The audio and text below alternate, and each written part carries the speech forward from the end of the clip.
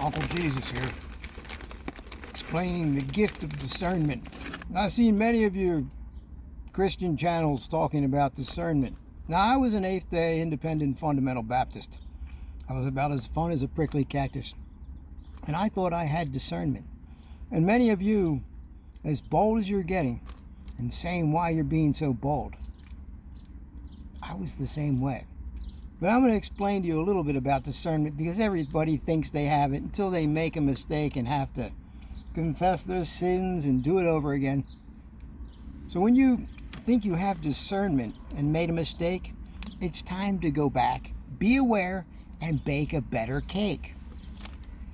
And the other thing about discernment is, you know you have discernment when you can take some Salsitos, read it backwards.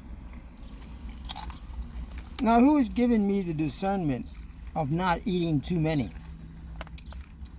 Is it the Lord? Is it the Holy Spirit? Or do I allow Satan to cause me to eat too many? You have to have discernment of these things. You see, when I'm watching these channels, you guys are making the devil everything. Everything negative is the devil. The word originally was called adversary. It wasn't this great being. The other thing is, the only time it was a being that God talked to when he walked in and out of heaven was in Job. God's talking to Satan. Or was it the devil? It wasn't Lucifer, because that was only mentioned one time.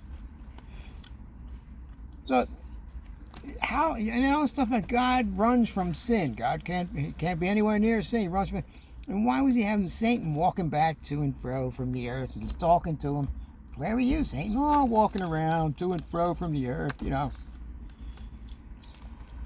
God's afraid of sin? No. God's talking to the devil, supposedly, or Satan. That's a whole other story. But the other stories were about the adversary. Who would be an adversary?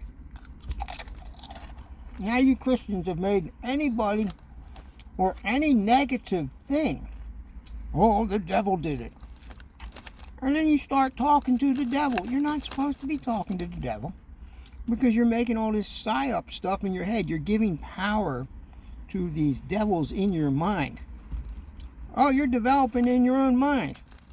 So your discernment, so-called discernment, is getting confused with your feelings.